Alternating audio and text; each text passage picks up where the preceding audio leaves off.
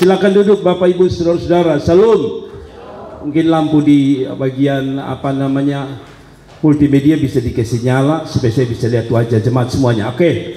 Baik Bapak Ibu saudara-saudara yang diberkati Tuhan, saya ingin bicara satu tema yang mungkin jarang kita dengar tentang tabut Tuhan. Saudara-saudara, saya beri tema kehadiran Tuhan yang memberkati. Tema kita pagi hari ini adalah kehadiran Tuhan apa?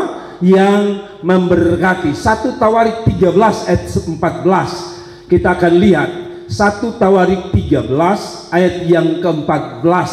Namun sebelumnya kita baca dulu 1 Tawarik 13 mulai ayat 6, 7 sampai 13. Lalu Daud dan segenap orang Israel berangkat ke Baala, ke Kiryat Yearim yang termasuk wilayah Yehuda. Wilayah Yehuda ini wilayah Israel, untuk mengangkut dari sana tabut Allah yang disebut dengan nama Tuhan yang bertata di atas apa? Kerubim. Mereka menaikkan tabut Allah itu ke dalam kereta yang baru. Perhatikan cerita ini bagus sekali.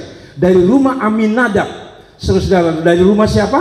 Aminadab. Sedang Uza dan Ahyo mengantarkan kereta itu, saudara. Dalam ayat yang ke-8, 9, 10 berkata, dan Daud dan seluruh orang Israel menari-nari di hadapan Allah dengan sekuat tenaga. Jadi di gereja ini, kalau saudara lihat menari, mungkin ada orang lain aneh ya, tapi Daud itu raja, dia menari di hadapan Tuhan ya, dengan sekuat tenaga, diiringi nyanyian kecapi. Kecapi itu kalau kita sebut gendang, atau sekarang mungkin kita sebut kecapi itu maksud saya adalah gitar atau bass ya, karena dia ketik, lalu ada dikatakan gambus ya, rebana itu sebetulnya ada pemain tamburin di sini, ada ceracap dan ada nafiri.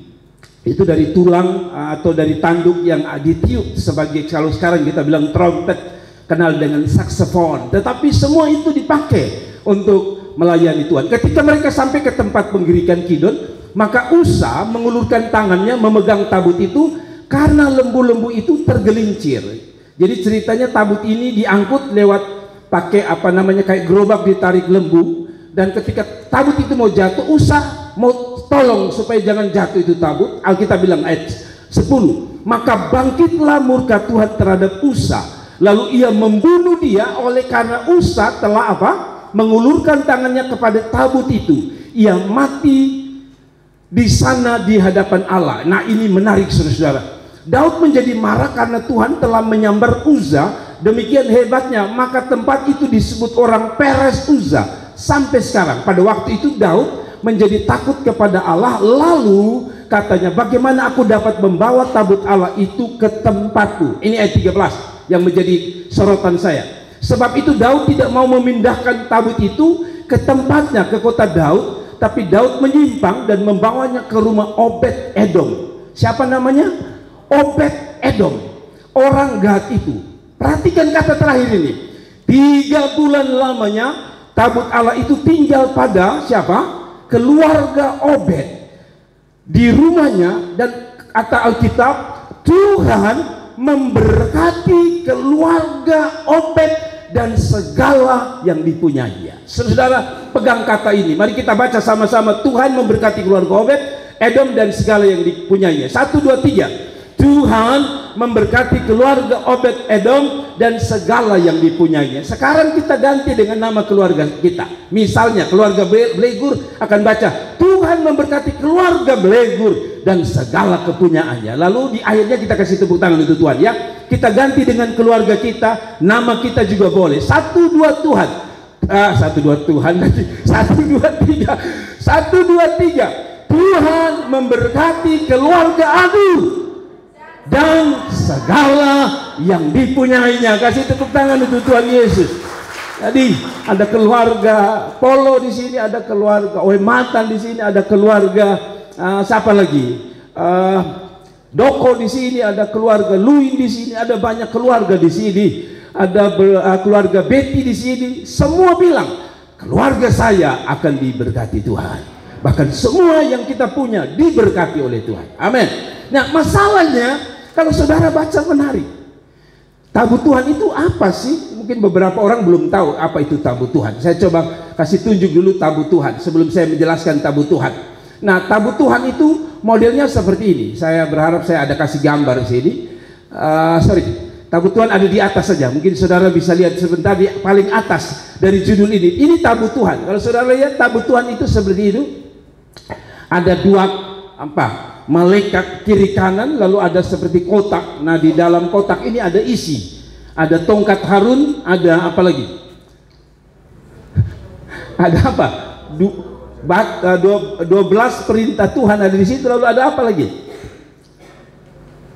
Soalnya tahu Bapak, betul saya pernah buka. Jadi, nah, saudara, sudah saya tidak akan bahas. Tapi begini, saudara, saya bahas, saudara. Itulah yang merupakan salah satu benda yang ada di ruang maha suci. Jadi orang Israel punya ruang ibadah itu seperti kita, mirip-mirip lah, tapi tidak sama. Misalnya gini, kalau saudara masuk itu namanya dari sana ada halaman, betul ya? Lalu saudara masuk, misalnya kalau saya bikin kotaknya itu ruang saudara duduk itu ruang suci.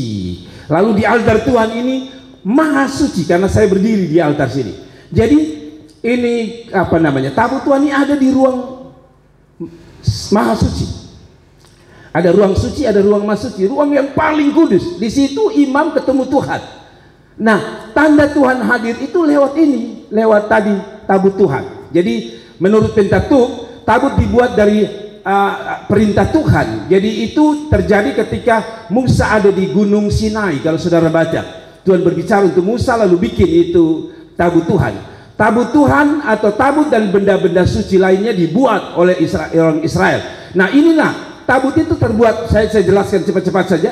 Tabut itu terbuat dari kayu penaga, disalut emas. Jadi kayu itu disalut emas, lalu kayu untuk angkat ini tabut Tuhan. Lalu bentuk ukurannya 125 cm kali 75 cm kali 75 cm tingginya.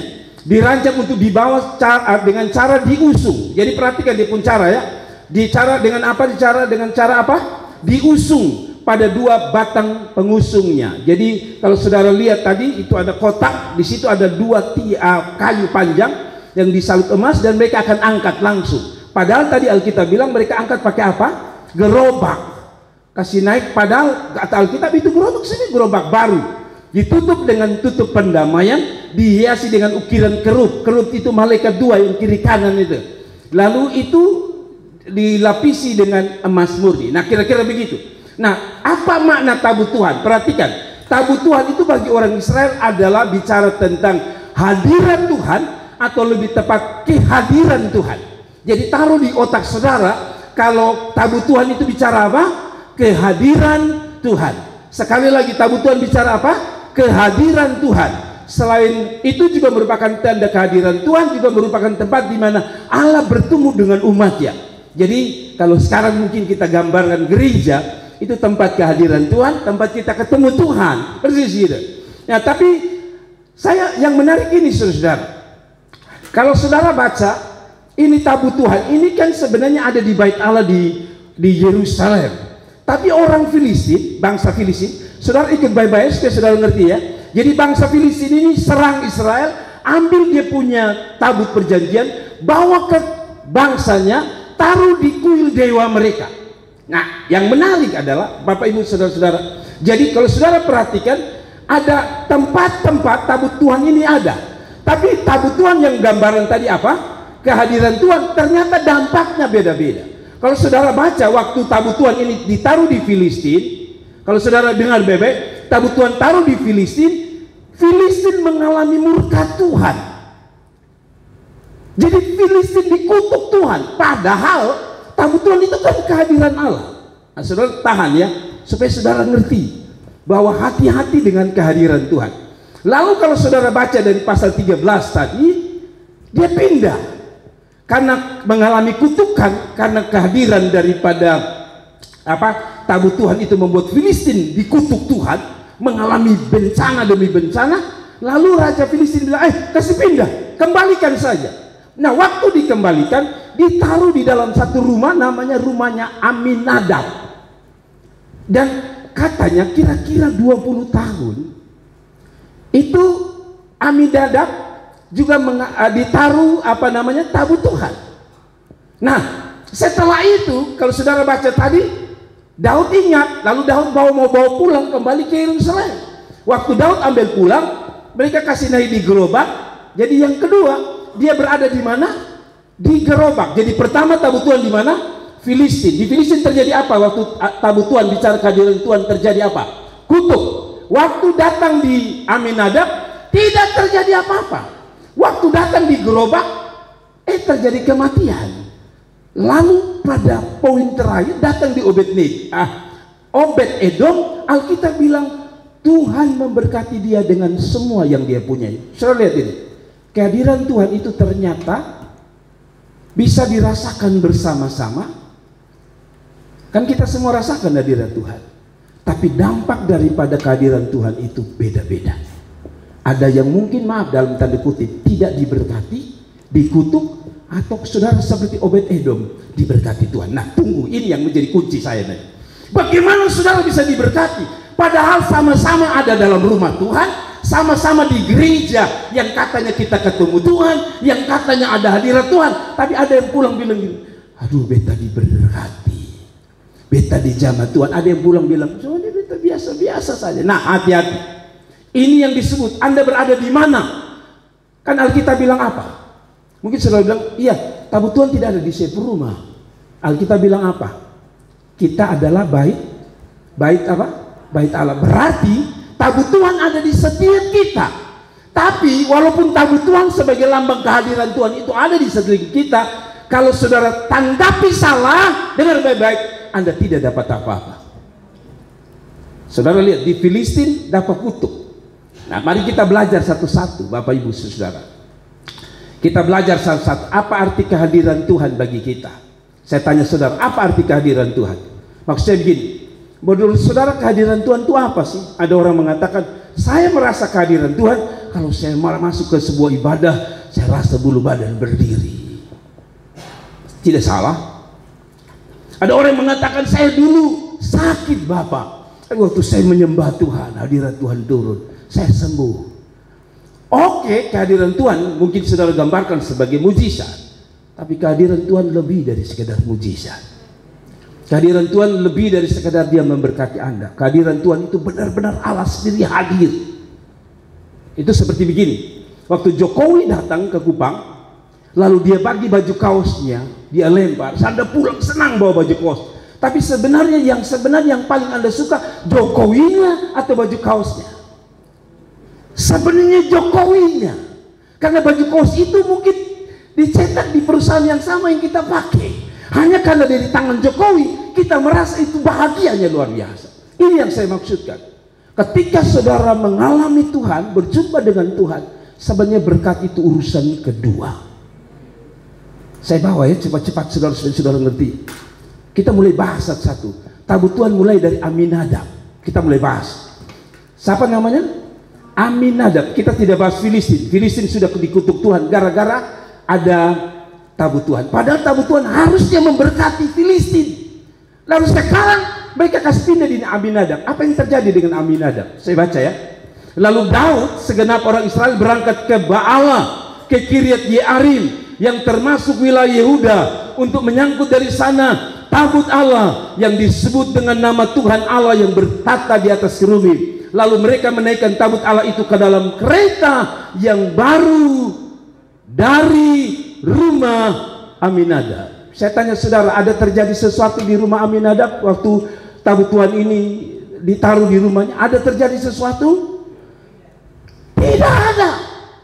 Hati-hati saudara, datang ke gereja sebagai lambang tabut Tuhan, berjumpa dengan Tuhan. Kalau saudara tidak mengalami sesuatu, ada sesuatu yang sedang mengganggu hidup saudara. Karena saya percaya setiap orang yang berjumpa dengan Tuhan harus terjadi sesuatu.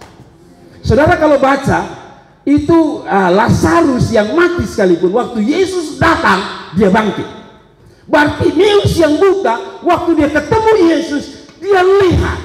Waktu orang tidak punya makan, 5 roti 2 ikan, mereka sudah habis makanan. Ketika mereka ketemu Tuhan, 5 roti dia buat mujizat, kasih makan 5.000 orang. Apa artinya?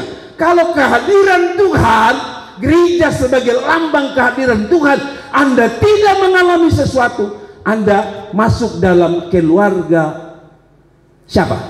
Aminadab. Saya tanya saudara, jangan jawab. Saudara kalau datang gereja rasakan sesuatu, alami sesuatu. Kalau saudara tidak alami, saudara tidak boleh sebut yang terakhir, keluarga Adu diberkati, tapi bilang keluarga Adu yang tak diberkati Tuhan. Kalau begitu, ibadah ini tidak boleh main-main. Jadi kalau Bapak Mama ada di hari Jumat, salah satu doa kami untuk pelayan altar adalah minta kehadiran Tuhan. Tapi kehadiran Tuhan tadi kembali ya, kalau saudara baca Bartimius itu, apakah hanya Bartimius yang sakit? Mereka yang ada orang yang sakit yang disembuhkan di kolam Bethesda, apakah hanya dia yang sakit? Alkitab berkata ada banyak orang sakit di situ. Tapi kenapa hanya dia? Itu yang saya bilang. Kalau kehadiran Tuhan tidak ditanggapi, disikapi dengan baik, walaupun orang rasa hadirat Tuhan, Anda sudah dapat apa-apa. Yang orang Kupang bilang kuah kosong. Ibadah-ibadah mau kuah kosong. Saya tanya saudara, semua saudara mau kuah kosong? Tidak. Saya mau diberkati. Dan saya percaya Anda mau diberkati. Jangan jadi keluarga Nadab. Nanti kita pikir, kenapa keluarga Nadab ini tidak terjadi apa-apa, tapi di keluarga lain terjadi sesuatu. Padahal sama-sama mengalami kehadiran Tuhan. Padahal sama-sama katanya berjumpa dengan Tuhan. Anda berjumpa Tuhan tidak pagi hari ini? Berjumpa. Tapi kalau tidak, sesuatu tidak terjadi dalam hidup saudara, Anda sedang salah dengan kehadiran saudara di dalam bait Allah. Mengerti ya? Tabut Allah itu adalah mezbah untuk berada, atau dia berada puluhan tahun di rumah daripada Aminadab. Katanya sekitar 20 tahun. Berapa banyak orang yang datang ke gereja katanya sudah 20 tahun ikut Tuhan, tapi orang bilang sama sah. Pernah dengar ibadah-ibadah juga sama sah. Itu keluarga Aminadab. Jadi Bapak Ibu saudara beribadah ketemu Tuhan, bilang saya harus mengalami sesuatu. Tabut Tuhan di rumah Aminadab tidak terjadi apa-apa. Sekarang kita pindah. Tabut Tuhan itu pindah kemana? Kedua, ketika tabut Tuhan itu ada di Filistin dapat kutuk. Tabut dipindah di Aminadab, tidak terjadi apa-apa. Lalu pindah ke Kreta. Coba kita lihat. Kalau saya sebut keluarga Uza, tadi keluarga Aminadab, sekarang keluarga siapa? Uza. Saya baca ayat yang ke-6 ya. Lalu Daud segenap orang Israel berangkat ke Baalah, ke Kiryat Yearim, yang termasuk wilayah Yehuda, untuk mengangkut dari sana tabut Allah yang disebut dengan nama Tuhan yang bertata di atas apa? Kerubim. Mereka menaikkan tabut itu kemana? Ke dalam kereta yang baru ambil dari rumah Aminadab. Berarti tadi dari keluarga Aminadab sekarang pindah ke kereta. Kereta, kalau boleh saya bilang keretanya Uza, walaupun kita tidak tahu ini keretanya siapa. Tapi saya sebut sebagai keluarga Uza. Apa yang terjadi? Sedang Uza dan Ahyo mengantarkan kereta itu. Lalu saudara baca ayat 8. Daud, seluruh orang Israel menari-nari, dan terus saya akan lompat saja pada ayat yang ke-9.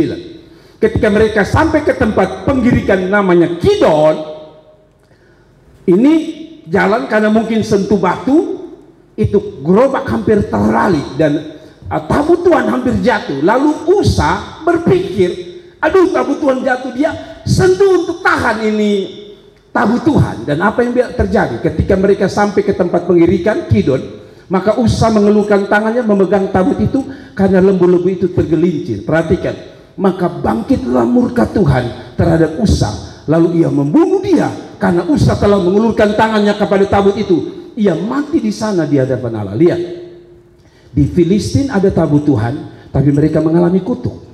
Di keluarga Aminadab ada tabut Tuhan dipindahkan, tidak terjadi apa-apa. Sekarang pindah ke kereta, terjadi kematian. Ada tidak model begini dalam gereja Tuhan? Ada. Orang katanya bilang dia jumpa. Kan tadi saya bilang, tabut Tuhan bicara dua hal. Pertemuan dengan Tuhan, kehadiran Tuhan. Kan kita ini kan ketemu Tuhan sekarang. Kita datang kan, Anda bukan hanya mau ketemu saya kan, Anda mau ketemu Tuhan kan. Yang kedua, kita mau ketemu kehadiran Tuhan. Dan yang kedua, tanda orang tidak mengalami kehadiran Tuhan adalah mengalami kematian. Saya tanya saudara-saudara hidup? Tidak ada. Berarti ada banyak mati di sini. Saudara hidup semua di sini? Betul-betul hidup? Kalau saudara hidup, kenapa saya tanya tidak ada yang menjawab? Saya tanya saudara hidup semua di sini? Tapi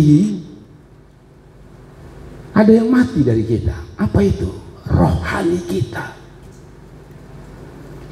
Kebaktian-kebaktian tadi Anda tidak punya gairah dengan Tuhan. Anda hanya mengisi jadwal gereja. Kan ini hari Minggu jadi kita ke gereja. Anda sedang mengalami apa yang disebut kematian rohani. Jadi Anda ada di sini, tapi orang bilang tubuh ada di sini, jiwa ada di sana. Semua ngerti ya? Ada bahasa bilang tubuh di sini, jiwa di sana.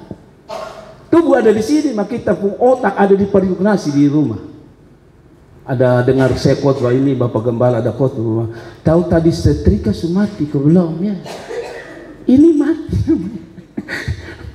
Ini ada ini, aduh Tuhan, mudah-mudahan itu HP di kamar mandi, ada orang ambil, aduh Tuhan tolong Tuhan. Jadi kita buat hati ini di HP, itu mati namanya. Tidak ada kata amin. Yang lain, atau saudara HP ketinggalan nomor, ketinggalan nanti beli baru.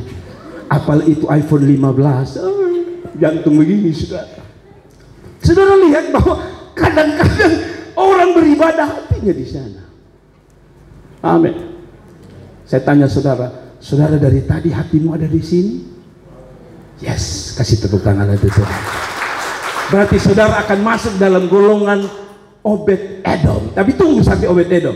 Maka bangkitlah murka Tuhan. Jadi saudara datang ke gereja, alami kehadiran Tuhan.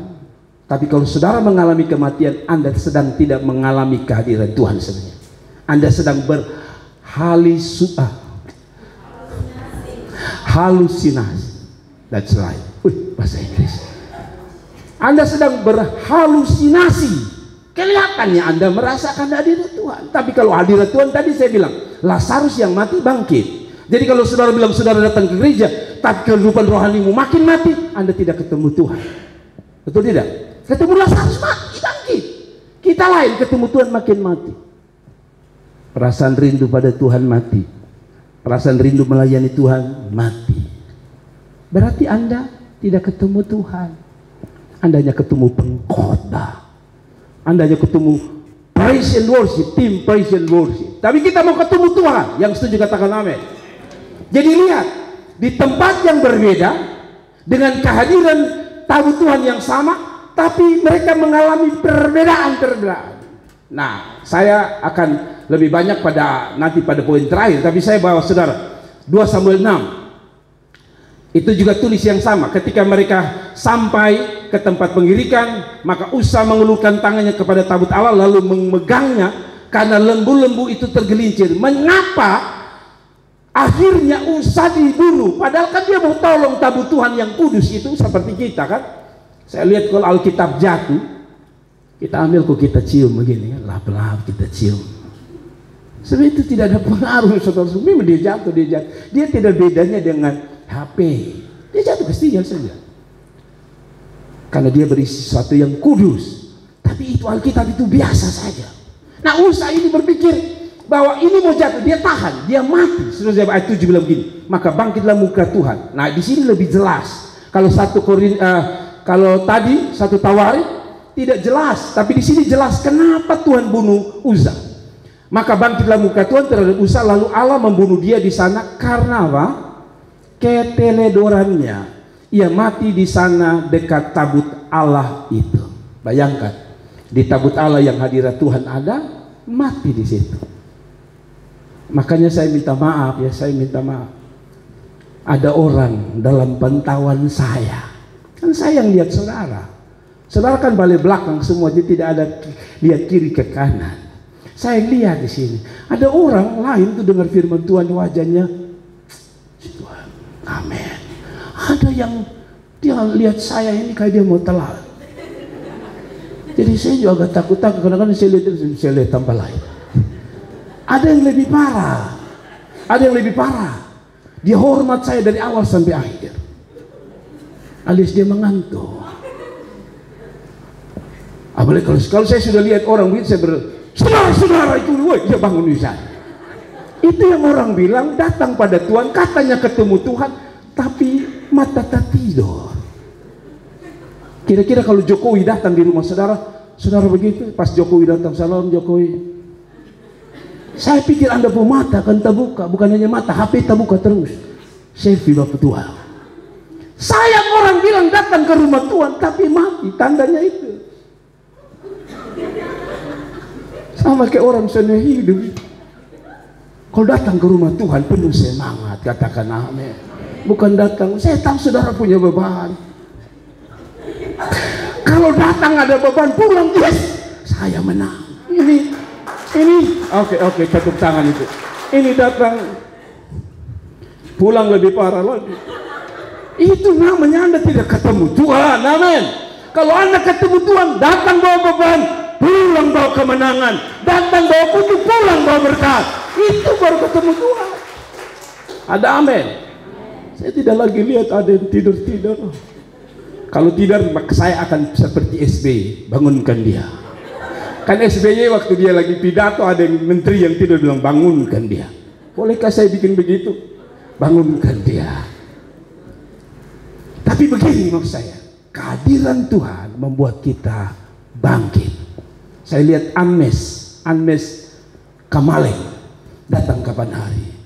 Saya lihat di TikTok tidak ada yang tidur. Tidak ada yang tidur. Anmes baru berdiri. Wah! Ini pendeta baru naik dong bilang, siap-siap tidur. Tuhan ampuni dosa Anda. Amin. Oh, kalau saudara ketemu Tuhan harusnya bergairah. Amin. Amin. Kalau tidak, itu disebut kelihatan Anda hidup tapi mati. Amin. Saudara lihat kalau bapak-bapak sudah perasaan cintanya sumati. Lu mau bikin kue donat kah? Lu mau bikin roti balai gula kah? Terasa pahit. Padahal roti balai gula rasanya pahit.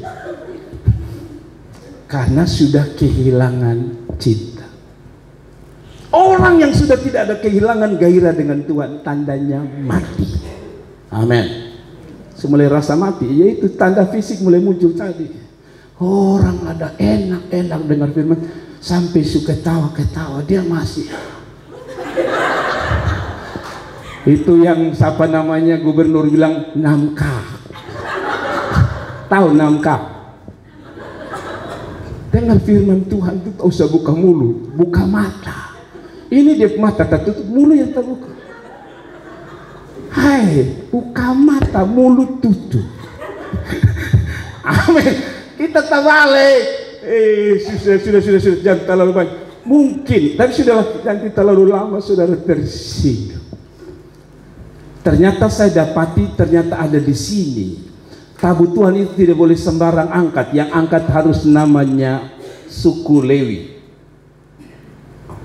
Dalam 1 Tawarik pasal 15 juga ternyata di samping teledor, tapi juga karena ini. Janganlah ada yang mengangkat tabut Allah selain dari orang Lewi, sebab mereka yang dipilih Tuhan untuk mengangkat tabut Tuhan. Jadi syaratnya orang Lewi, para imam. Ini suku yang khusus melayani Tuhan. Oke, tapi saya tidak akan bahas di sini banyak. Jadi saya hanya mau bahas poin demi poin bahwa kalau begitu, kenapa Alkitab bilang seperti ini? Saudara-saudara lihat ini. Kenapa Alkitab bilang seperti ini? Saya mau cepat saja supaya cepat selesai. Setelah dari rumahnya siapa nih? Kita mulai dari pertama. Dari Filistin kutuk, betul ya? Datang ke rumah Aminadab, tidak terjadi apa-apa. Datang ke Robak, Usa mati. Padahal benda yang sama, yaitu tabut Tuhan, kehadiran Tuhan dan pertemuan Tuhan. Sekarang kita lihat orang terakhir di keluarga Obed-Edom. Kenapa Alkitab bilang keluarga Obed-Edom diberkati dengan semua yang dia punyai? Mari kita gali. Kenapa Obed-Edom ada tabut Tuhan, padahal yang lain juga ada tabut Tuhan, yang lain mati, yang lain dikutuk, yang lain tidak terjadi apa-apa. Apa bedanya? Dan kita mau belajar supaya kalau kita datang pada Tuhan, ketemu Tuhan, ada berkat yang kita dapat. Nah, saudara lihat ini tabut Tuhan secara lengkap. Ini tabut Tuhan, ya. Ini gambaran tabut Tuhan. Kita lihat tabut Tuhan. Kenapa ayat ini bilang begini? Saudara baca ini ayat 13 kembali dari 1 Tawarik 13. Sebab itu Daud tidak mau memindahkan tabut itu. Dia sudah lihat Usa mati. Dia takut Daud ini ke tempatnya, ke kota Daud. Tetapi Daud menyimpang dan membawanya ke rumah Obed-Edom. Lah, sekarang coba pindah lagi, ya. Saya tahu ada beberapa rumah yang orang kasih tinggal gara-gara satu pergi. Saya ada tahu satu rumah di dekat Liliba. Rumah itu kosong, rumah itu bagus. Satu masuk, 2 bulan sakit mati. Lalu ganti orang lagi beli itu rumah. Saya dengar-dengar 6 bulan mati. Lalu orang ketiga datang beli itu rumah, 7 bulan kecelakaan mati. Sehingga itu rumah kosong. Nah, kemungkinan kalau saya jadi Obed-Edom, saya dengar di Filistin terjadi kutuk, di Abinadab tidak terjadi apa-apa, Usa mati. Kalau saudara kalau seperti rumah yang tadi itu, kalau saudara dengar bahwa ini tabut Tuhan ini tidak berdampak apa-apa yang baik, kira-kira saudara mau ambil tidak tabut Tuhan ini?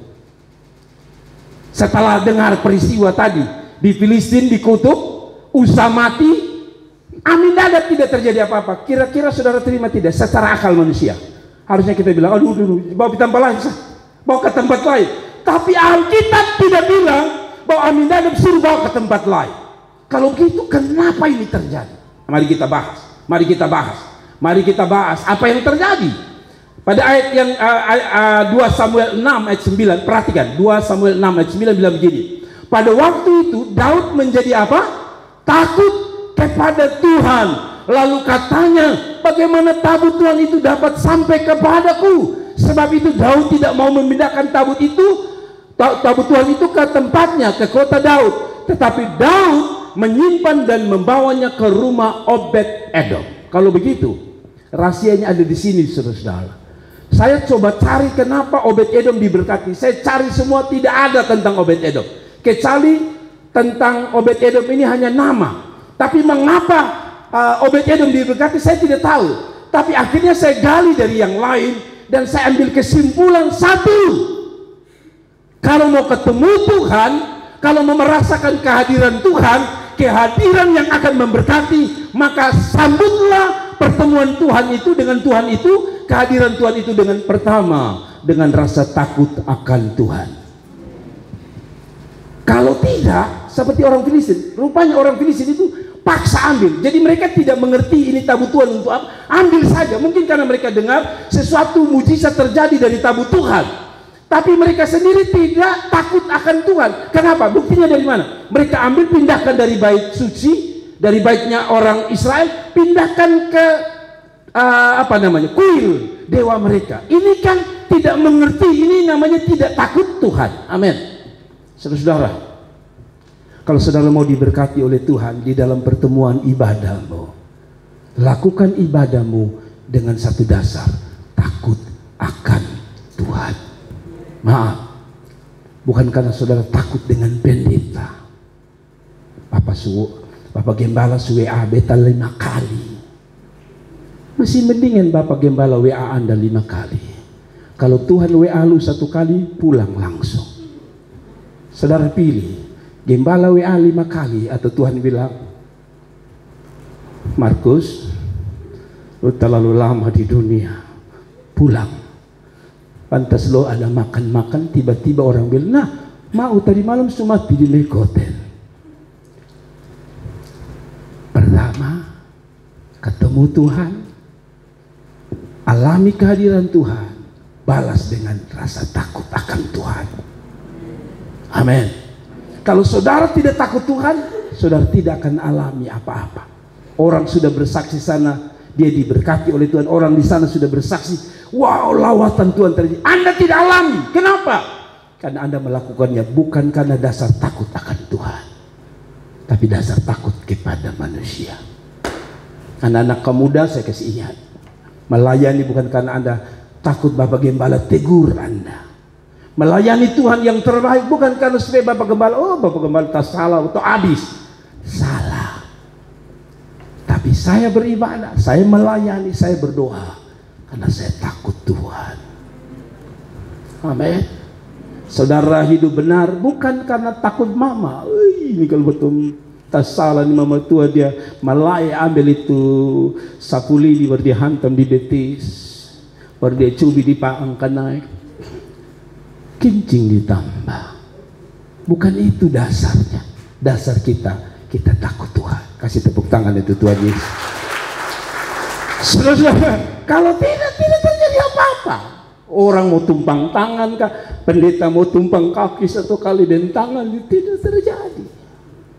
Serius. Ada amin. Ada orang tumpang tangan, kaki tidak bisa. Mungkin harus satu kali kosi doa.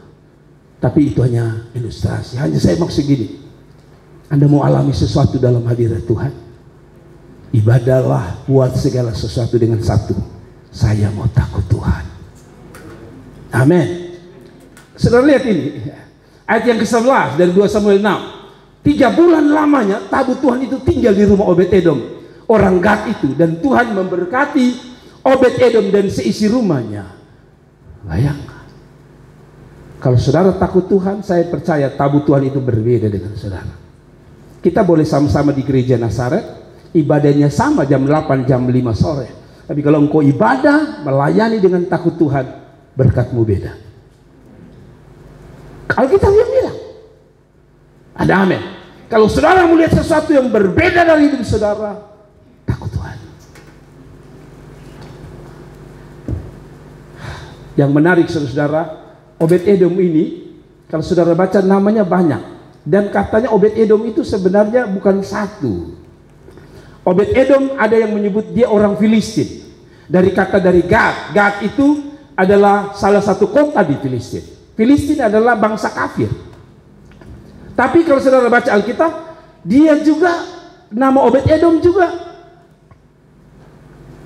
anak dari Yedutun kalau tidak salah. Itu anak yang melayani di apa namanya, altar Tuhan.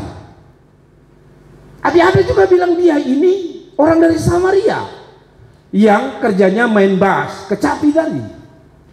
Saya pikir-pikir, kalau gitu yang mana? Saya ambil kesimpulan begini, ambil semua karakternya Obed-Edom. Filistin, dia hormat Tuhan. Kalaupun dia dari Filistin, dia bangsa kafir, tapi dia takut Tuhan. Terbukti Tuhan memberkati dia. Kalau dia ini adalah Obed-Edom yang melayani sebagai penyanyi, ternyata Obed-Edom di lain nama yang lain, dia singers, penyanyi di bait Allah. Di lain Obed-Edom yang lain, dia pemain musik. Tapi intinya saya pikir Obed-Edom ini orang yang berbeda, tapi sifat mereka sama, mereka takut akan Tuhan. Kita boleh sama-sama nama Jeffrey, kita boleh sama-sama nama Lukas, tapi mengalami Tuhan harus kita alami berbeda. Saya tidak mau sama dengan dia. Amin. Masa dia kuah kosong, saya juga kuah kosong, buat apa? Saya datang ibadah, saya harus berbeda dengan orang yang sama. Di gereja ini kami ada 2 nama. Bapak Jerry itu ada 2, saya satu Nubatunis. Jadi kalau panggil di sini jangan bilang Bapak Jerry, maka kami tidak akan lihat dua-dua. Kalau saudara lengkap Bapak Jerry, saya lihat. Atau Bapak Gembala, saya lihat. Tapi kalau saudara Bapak Jerry, kami pernah makan di tempat, Ibu Lin pengen Bapak Jerry, kami dua-dua lihat begini. Saya bilang Bapak Jerry yang mana, Bu atau Beta? Nama boleh sama, tapi berkatnya harus beda. Pekerjaan boleh sama, tapi berkat dari Tuhan harus beda. Amin. Kita boleh satu gereja, tapi saya bilang sama diri saya, berkat saya mau beda. Tidak ada kata amin. Kasihan Allah. Saudaraku yang diberkati Tuhan. Nah, saya akan selesai, tapi saya mau bawa saudara begini. Kalau begitu rahasianya sebenarnya di mana? Pertama, rahasianya ketemu Tuhan harus dengan dasar takut Tuhan. Yang kedua, bila ingin mengalami kehadiran Tuhan, lambang dari tabut Tuhan itu atau berkat Tuhan, harus memiliki hati yang terbuka. Saya ulangi lagi. Kalau saudara mau mengalami janji Tuhan diberkati dalam pertemuan ibadah yang digambarkan sebagai tabut Tuhan, seperti Obed-Edom dan keluarganya, pertama buka hati untuk Tuhan, terbuka dengan Tuhan. Yang setuju katakan amin. Mari kita baca. Sesudah itu 1 Samuel 5 ayat 1 ayat 2 berkata gini. Sesudah orang Filistin merampas tabut Allah, maka mereka membawanya dari Ebenezer ke Asdod. Orang Filistin mengambil apa? Tabut Allah itu dibawa masuk ke kuil. Perhatikan ini. Di Dagon dan diletakkan di sisi Dagon. Dagon ini dewanya orang Filistin. Taruh di situ. Tapi apa yang terjadi? Ketika orang Asdod bangun pagi-pagi, pada keesokan harinya tampaklah Dagon terjatuh dan mukanya ke tanah di hadapan tabut Tuhan. Lalu mereka mengambil Dagon dan mengembalikannya. Lihat, Tuhan itu tidak suka ala-ala lain di situ. Dia kasih tumbang. Padahal ini tabut Tuhan. Ayat 4. Tetapi ketika keesokan harinya mereka bangun pagi-pagi, tampaklah Dagon terjatuh dengan mukanya ke tanah di hadapan tabut Tuhan. Tetapi kepala Dagon dan kedua belah tangannya terpenggal, terpelanting ke ambang pintu. Hanya badan Dagon itu yang masih tinggal. Lihat, tabut Tuhan ada, tapi bencana terjadi. Saudara-saudara lihat, berapa banyak orang ikut Tuhan. Dia bukan dapat berkat, dapat bencana. Saya harus kasih ingat saudara, supaya saya tidak salah. Tidak semua bencana karena dosa, tetapi ada juga bencana karena dosa. Anda dan saya yang tahu. Kira-kira ini bencana gara-gara apa? Alkitab bilang dengan jelas, ada tabut Tuhan, ada kehadiran Tuhan, tapi bencana yang dialami. Kenapa tadi? Mungkin kita tidak terbuka dengan Tuhan. Ayat 5. Itulah sebabnya para imam Dagon.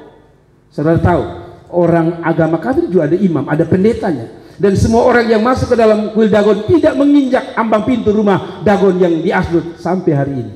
Karena kutuk luar biasa, mereka takut masuk. Orang yang tidak mengalami Tuhan, sekali lagi, adalah orang yang mengalami bencana. Tidak semua ya bencana itu datang dari karena dosa. Tetapi saya meyakini bahwa satu, kenapa Obed-Edom diberkati? Karena hatinya terbuka. Kalau memang dia benar orang Filistin, orang kafir, dia pertama dia bisa tolak, betul? Kan itu bukan dewanya saya.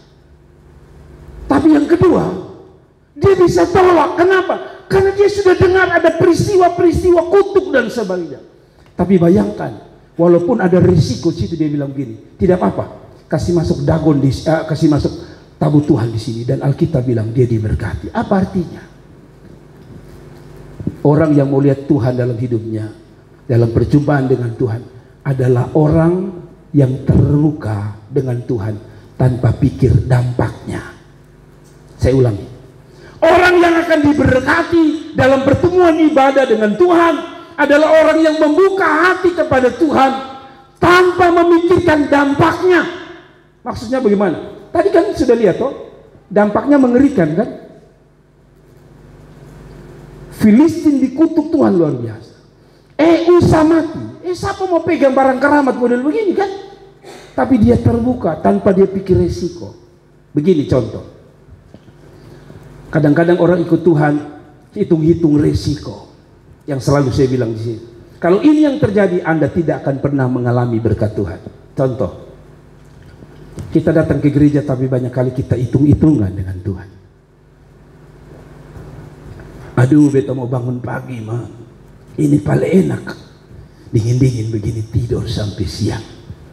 Itu namanya Anda hitung-hitung dengan Tuhan. Betul? Saudara datang ke gereja, kan saya selalu bilang, datang biaya, naik Grab, pulang naik Grab. Habis khotbah, 2 tanggul jalan di depan kita, minta lagi. Sudah begitu bilang ini ada harnas, minta lagi. Saudara, saya kasih tahu saudara, Tuhan bukan pengemis.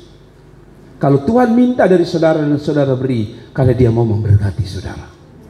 Jangan pernah hitung-hitung dengan Tuhan. Aduh Tuhan ya beta suka baktian 2 kali. Kalau 3 kali, kayak berat. Jangan hitung deh Tuhan. Amin.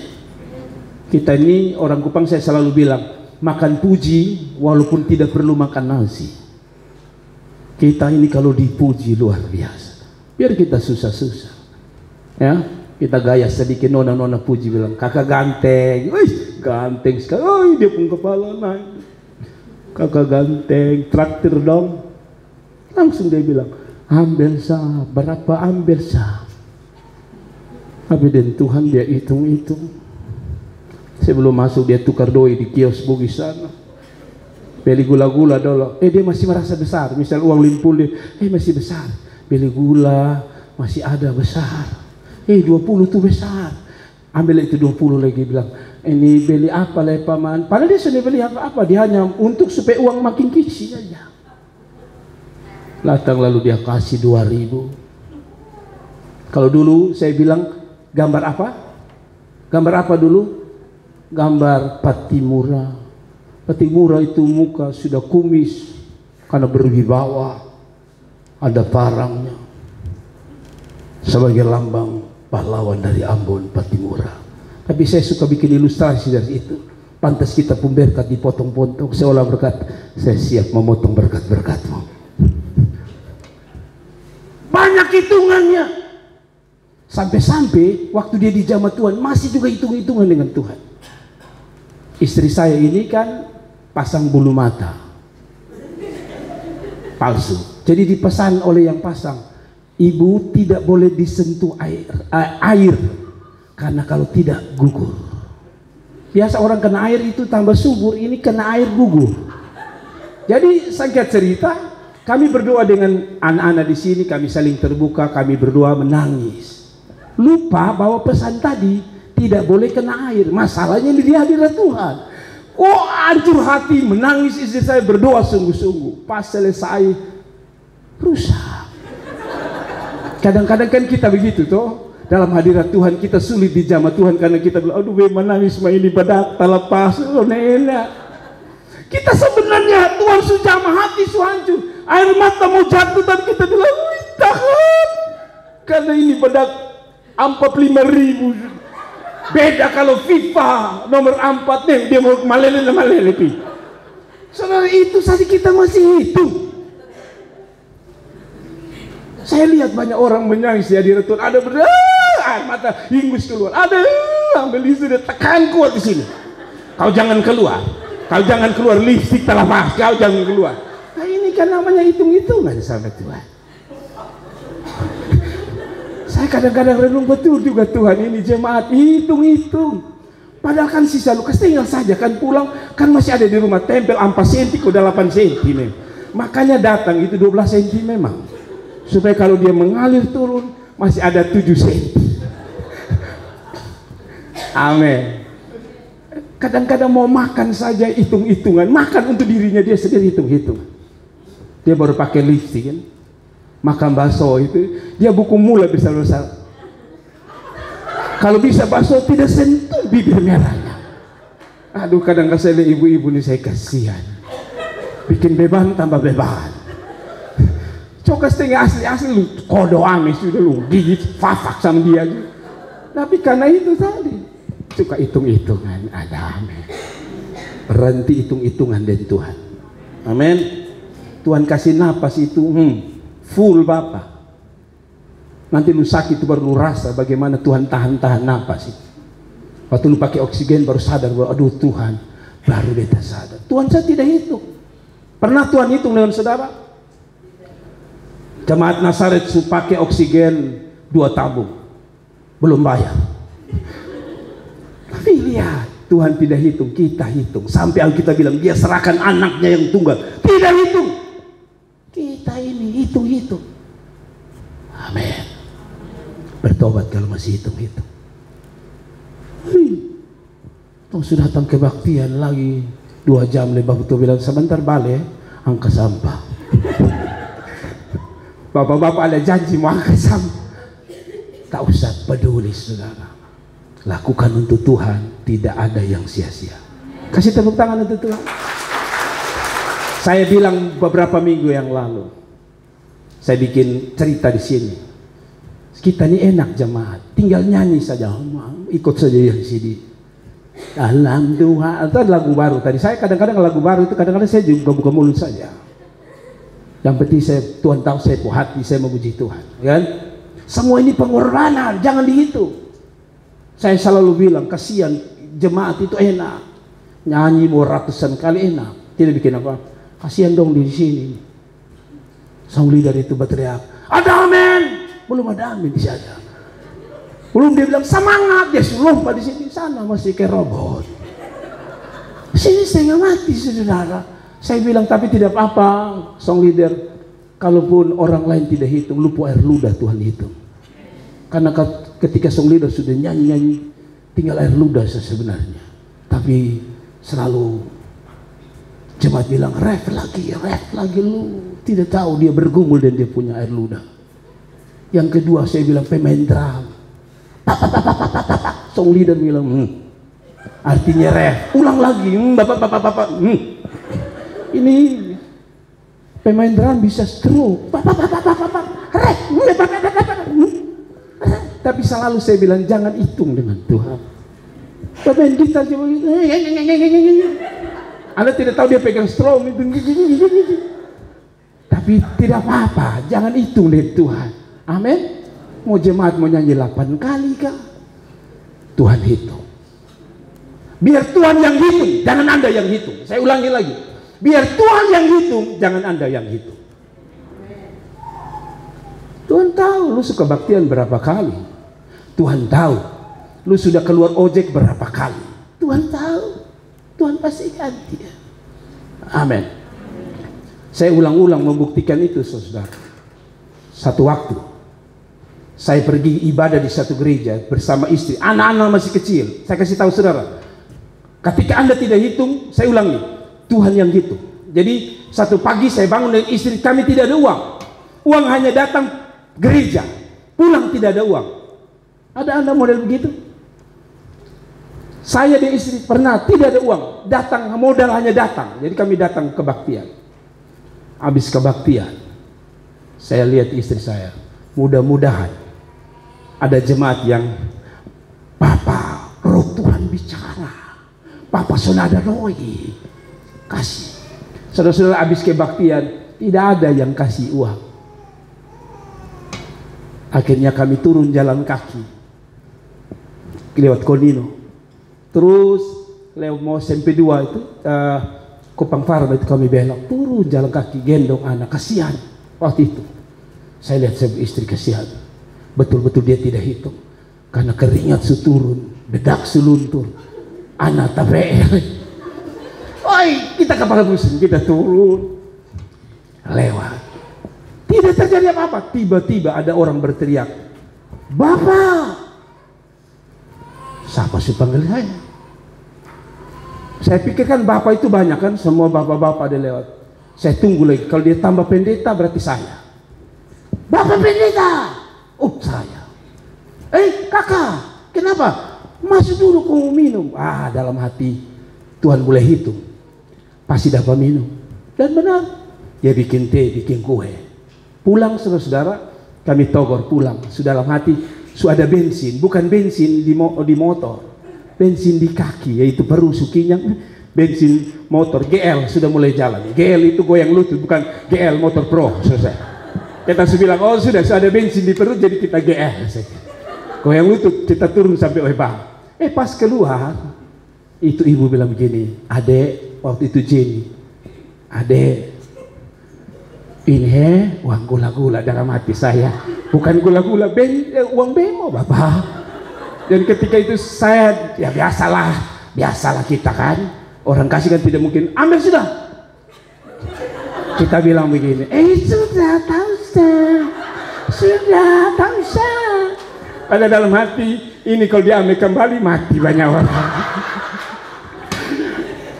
Tapi akhirnya kita ambil di anak pun tangan. Biasanya mama-mama itu di depan orang yang kasih, anak pun doi. Tapi kalau sudah jalan, mari kau mama yang simpan. Mari kau mama yang simpan. Dan kalau mama simpan, tidak pernah pulang kembali. Dan benar saudara, kami naik bemo, uang dipegang istri saya. Anak saya bilang, mama uang tadi. Lu diam lu apa? Saudara-saudaraku yang diberkati Tuhan, saya hanya mau cerita, mungkin Anda ketawa. Tapi itu satu kesimpulan, ketika Anda tidak hitung, Tuhan yang hitung. Kasih tepuk tangan itu Tuhan. Amin. Amin. Tapi saudara kalau ada uang jangan bilang Tuhan hitung, jadi kita mau coba jalan dari sini bolok. Itu bukan Tuhan hitung, itu lu cari mati namanya. Yang kedua, tanggapi tabu Tuhan dengan hidup kudus. Yang setuju katakan amin. Dia bilang begini dalam ayat selanjutnya. Dan berkata kepada mereka, hai para kepala puak dari orang Lewi, kuduskanlah dirimu.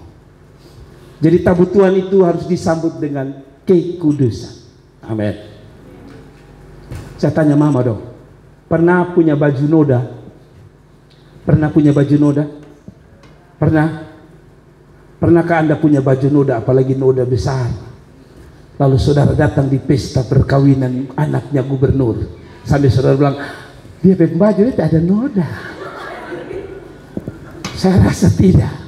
Kalaupun tidak ada noda, saudara pasti makan ikan kuah terlalu keburu-keburu, lalu dia pun kuah lompat di sini. Tadi harusnya warna kuning di mangkok, sekarang dia pindah sini. Anda pulang Anda begini terus. Betul? Di dalam Tuhan, kekudusan itu penting, sebab dosa mengganggu hubungan kita dengan Tuhan. Amin. Dosa membuat kita jauh dari Tuhan. Yang nama sejauh dari Tuhan, berarti kita dekat dengan kutuk. Kalau kita dekat dengan Tuhan, berarti kita dekat dengan sumber berkat. Kan itu jangan pernah jauh dari Tuhan hanya karena dosa.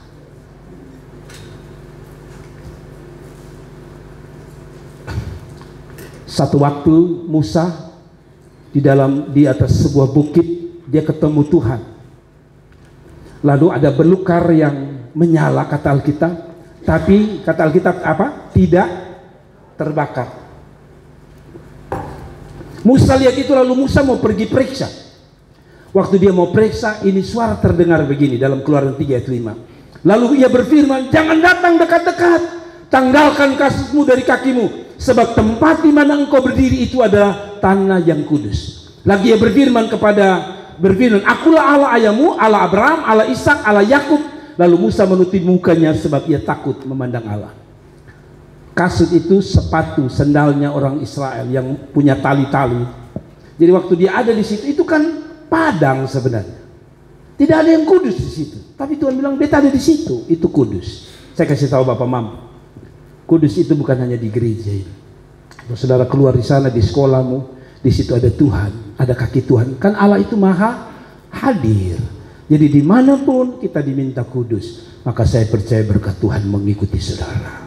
Anak muda dengar, rahasia engkau diberkati satu, jaga kekudusan Tuhan, maka Tuhan akan memberkati dengan mujizat. Karena saudara lihat, semak yang menyala tapi tidak terbakar, itu artinya mujizat. Di mana ada kekudusan, di sana ada mujizat. Di mana ada kekudusan, di sana ada pemeliharaan Tuhan. Di mana ada kekudusan, di sana ada berkat Tuhan. Kasih tepuk tangan yang meriah untuk Tuhan. Yang terakhir, lalu kita akan pulang. Tabu Tuhan itu harus ditanggapi, disikapi dengan ini, saudara. Bila ingin mengalami hadirat Tuhan, terakhir, ikut aturan mainnya Tuhan. Ibadah itu ada aturan mainnya. Ada amin. Menyembah itu ada aturan mainnya. Memuji Tuhan itu aturan mainnya ada. Termasuk tabu Tuhan ada aturan mainnya. Ini saudara aturan mainnya. Kenapa Usa mati? Dan kenapa Obed-Edom diberkati? Ternyata dalam 1 Tawarikh pasal 15 ayat 12 kita akan baca sebagai ayat-ayat terakhir. Dan berkata kepada mereka, hai kamu ini para puak dari orang Lewi, kuduskanlah dirimu, kamu ini dan saudara-saudara sepuakmu, supaya kamu mengangkut tabu Tuhan Allah Israel ke tempat yang telah kusiapkan untuk itu. Sebab oleh karena pada pertama kali kamu tidak hadir, maksudnya orang Lewi tidak hadir, maka Tuhan Allah kita telah menyambar di tengah-tengah kita, sebab kita tidak meminta apa? Petunjuk yang seharusnya. Jadi imam dan orang-orang Lewi menguduskan diri untuk mengangkat tabut Tuhan Allah Israel. Kemudian Bani Lewi mengangkat tabut Allah itu dengan apa? Gandar, dengan kayu pengusung di atas bahu mereka, seperti yang diperintahkan Musa sesuai dengan firman Tuhan. Tadi dong angkat tabut dengan apa, saudara? Dengan gerobak ditarik lembu. Padahal dia pun aturan mainnya, supaya tidak mati, supaya mengalami berkat, harus diusung. Apa artinya? Aturannya jelas. Lalu aturan untuk kita model bagaimana? Saudara-saudaraku yang diberkati Tuhan, kalau yang namanya ditarik gerobak, pertama itu melanggar aturan Tuhan. Tapi yang kedua, kalau ditarik gerobak, siapa yang memikul beban sebenarnya? Lembu dan gerobak. Tapi kalau dipikul, siapa yang pikul beban itu? Yang melayani. Saya coba bawa saudara. Kalau saudara ingin dihargai dalam hadirat Tuhan oleh Tuhan itu sendiri, jangan beribadah dan membawa orang lain untuk mengangkat dirimu di hadapan Tuhan. Saudara tidak mengerti. Begini contoh. Banyak orang melakukan seperti ini.